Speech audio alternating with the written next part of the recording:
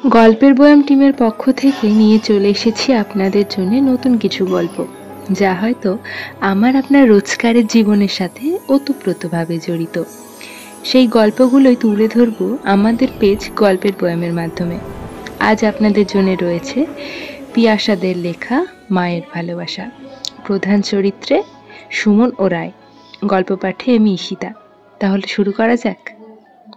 আর কতক্ষণ এভাবে জেগে মন খারাপ করে বসে থাকবে রাই? কত রাত হয়েছে দেখেছ? 12:30 বাজে। ঘুমাবে কখন? তুমি তো জানো, তুমি এভাবে মন খারাপ করে বসে থাকলে আমার ভালো লাগে না। আজ ডাক্তার যখন সমস্ত রিপোর্ট দেখে বলল যে আমি আর কোনোদিন মা হতে পারবো না, তারপর থেকে বেঁচে থাকার সমস্ত ইচ্ছে চলে গেছে আমার সুমন। আমার আর কোনো কিছু ভালো লাগছে না। এরকম বললে হয় নাকি রাই? তুমি আমার জন্য বাঁচবে। তুমি সন্তান ধারণ করতে অক্ষম, পালন করতে তো অক্ষম নও। আমরা একটা সন্তান দত্তক নেব, তাকে দুজনে একসাথে মানুষের মতো মানুষ করে তুলব। এবার একটু হাসিটা দেখি রাই। এই তো, কি মিষ্টি হাসি আমার বউটার। তারপর দুই স্বামী স্ত্রী একে অপরকে জড়িয়ে ধরে ঘুমিয়ে পড়ল। বছর দুয়েক আগেকার কথা। একই কলেজে পড়ত সুমন ও রায়। সুমন রায়ের অপূর্ব ব্যবহার ও মিষ্টি হাসিতে মুগ্ধ হয়ে রায়ের প্রেমে পড়ে। তারপর একদিন সাহস করে রায়কে বলেই দিল তার ভালোবাসার কথা। রায়ও নাকচ করতে পারেনি। দেখতে দেখতে দুজনের প্রেমও জমে ওঠে। প্রেম করার ঠিক 1.5 বছরের মাথায় সুমন জানতে পারে রায় আসলে একজন হিন্দু মেয়ে নয়, সে একজন মুসলমান মেয়ে। তার পুরো নাম রায় খাতুন। সুমন কিছু না জেনে রায়কে পাগলের মতো ভালোবেসেছে, কিন্তু যখন সে জানতে পারল রায় একজন মুসলিম, সে রায়ের সাথে কথা বলা কম করে দিল। এরকমভাবেই দিন চলতে থাকে।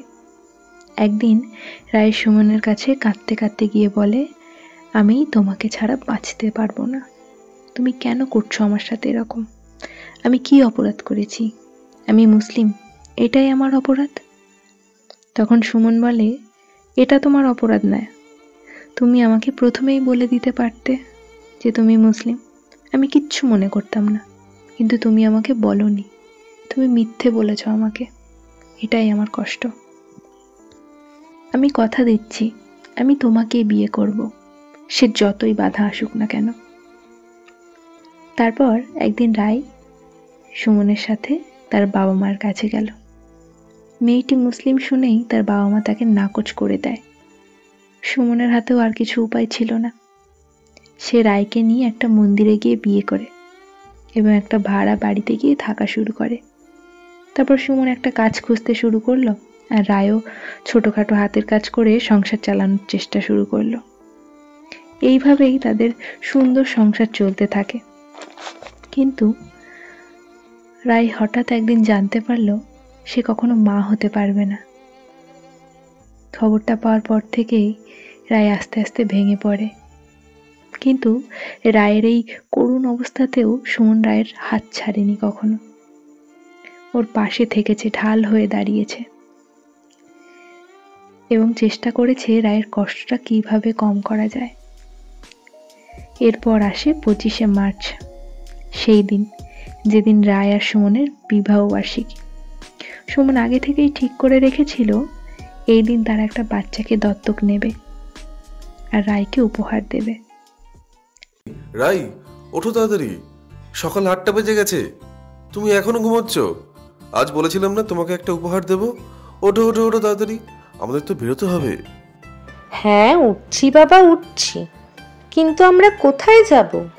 সেই কবে থেকে তোমাকে জিজ্ঞেস করছি, তুমি এখনো বললে না। গেলেই দেখতে পাবে আমার মিষ্টি বউ। ধ্যান, সকাল সকাল আবার শুরু হলো তোমার। দাঁড়াও, আমি স্নান সেরে আসি, তারপর বেরোবো। কিছুক্ষণ পর সুমন রায়ের হাত ধরে টেনে এনে বলল, এই দেখো, তোমাকে এখানেই আসার কথা বলছিলাম, অনাথ আশ্রম। আজকেই আমরা একটা মিষ্টি বাচ্চা দত্তক নেব, যে তোমার আর আমার সব কষ্ট ভুলিয়ে দেবে। সুমন, সত্যি বলছো তুমি? আজকে আমরা একটা বাচ্চা দত্তক নেব? আমি তো ভাবতেই পারছি না তুমি আমাকে এত বড় উপহার দেবে আজকের দিনে। আমি আজকে খুব খুশি সুমন, খুব খুশি। বুঝেছি বুঝেছি রাই, শান্ত হও। চলো আমরা ভেতরে যাই, আমি সব রকম ব্যবস্থা করে এসেছি। কি বলছো সুমন? তুমি কবে এসে কথাবার্তা বলে গেছো? এই তো কালকে সন্ধেবেলা কাজ থেকে ফেরার সময় আমি সমস্ত কথাবার্তা বলে গেছি। এরপর রায় আর সুমন অনাথ আশ্রমের ভিতরে প্রবেশ করে এবং অনাথ আশ্রমের মালিকের সাথে কথা বলে একটা ছোট্ট 4 বছরের বাচ্চা মেয়েকে দত্তক নেয়। অনাথ আশ্রমের মালিক তাদের হাতে সেই বাচ্চা মেয়েটিকে তুলে দেয় এবং বলে তাদের যদি কোনো সমস্যা হয় তারা যেন অবশ্যই তাকে জানায়। রায় এবং সুমন তার কথাতে সম্মতি জানিয়ে সেখান থেকে চলে আসে সেই ছোট্ট বাচ্চা মেয়েটাকে কোলে নিয়ে। বাড়িতে এসে রায় খুব খুশি হয়। ওর জন্য কি জামা কিনবে, কি পুতুল কিনে আনবে, এই নিয়ে ব্যস্ত হয়ে পড়ে। সুমনের সাথে ওই ছোট্ট মেয়েটিকে নিয়ে বাইরে বেরোতে চায়, খাবার দাবার কিনতে হবে ওর জন্যে। রায় অত্যন্ত খুশি। সুমন রায়কে বাড়িতে থাকতে বলে আর বলে আমি সমস্ত কিছু কিনে আনছি বাজার থেকে, জামা কাপড় কিনে আনবো, ওর জন্য দুধ কিনে আনবো, একটা ছোট্ট মেয়ের যাবতীয় যা কিছু লাগে সব কিনে নিয়ে আসবো আমি।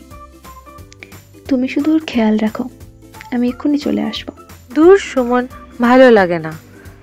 ওর একটা নাম ঠিক করি চলো। কি তখন থেকে মেয়ে মেয়ে করছো?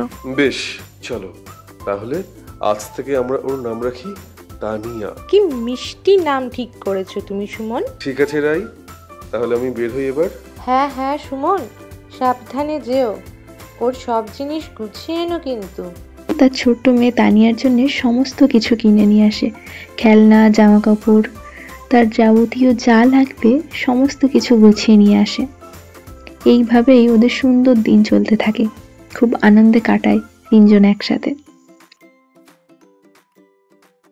এরপর একদিন তানিয়া মাঝখানে, সুমন আর রায় দুজন দুই দিকে ঘুমাচ্ছে। হঠাৎ রায়ের ঘুম ভেঙে গেল। ভীষণ গরম, তার জন্যে জানালা খোলা ছিল।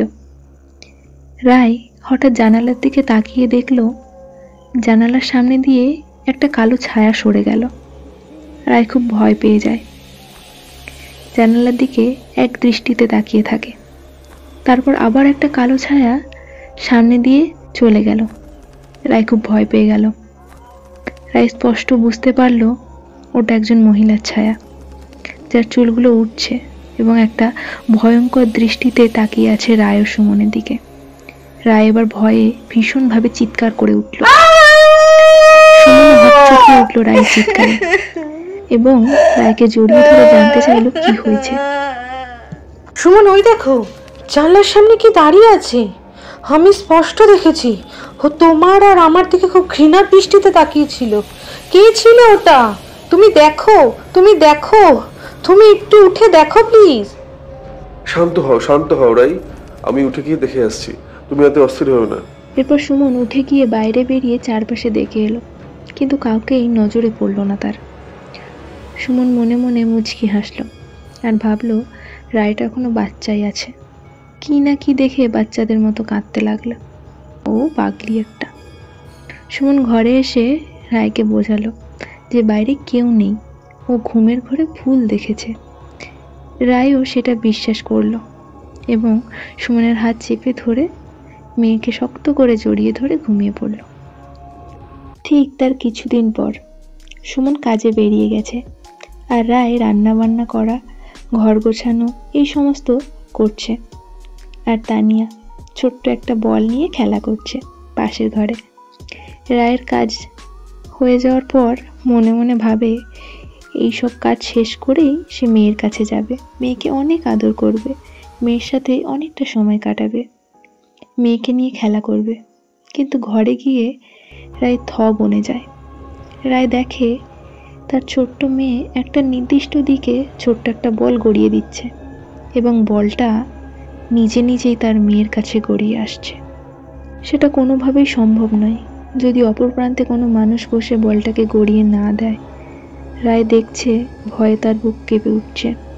এটা কিভাবে সম্ভব? রায় দৌড়ে গিয়ে তার ছোট্ট মেয়েটিকে কোলে নিয়ে নেয় এবং বুকে জাপটে ধরে আর সাথে সাথে সুমনকে ফোন করে বাড়িতে আসতে বলে। সুমন আর দেরি না করে বাড়িতে আসে আর তার মুখে সমস্ত ঘটনা শোনে। রায় আরও বলে রায় সুমনকে কিছু জানায়নি। সেই দিনকে জানালায় সে যে কালো ছায়াটা দেখেছিল, তারপরও আরও কিছুদিন সে সেই রকম কালো ছায়া দেখেছে। আর একটা স্বপ্নে কোনো একজন মহিলা তাকে সবসময় বলছে, আমার মেয়েকে আমার কাছে ফিরিয়ে দে, আমার মেয়েকে আমার কাছে ফিরিয়ে দে। কিন্তু এই কথাটা সুমনকে বলেনি সে, কারণ সুমন বিশ্বাস করতে চাইছিল না। সেই জন্যে সমস্ত কিছু শোনার পর সুমন রায়কে শান্ত করে। তারপর রাত্রে 2:30টার সময় রায় হঠাৎ মুখের ওপর একটা জ্বালা অনুভব করে ঘুমের ঘরে। সে সাথে সাথে লাফিয়ে ওঠে ঘুম থেকে এবং উঠে লাইট জ্বালিয়ে আয়নার সামনে যায়। দেখে তার মুখের ওপরে লম্বা লম্বা নখের আঁচড়ের দাগ, যেখান থেকে রক্ত গড়িয়ে পড়ছে। সে তার মুখের এই অবস্থা দেখে চিৎকার করে ওঠে।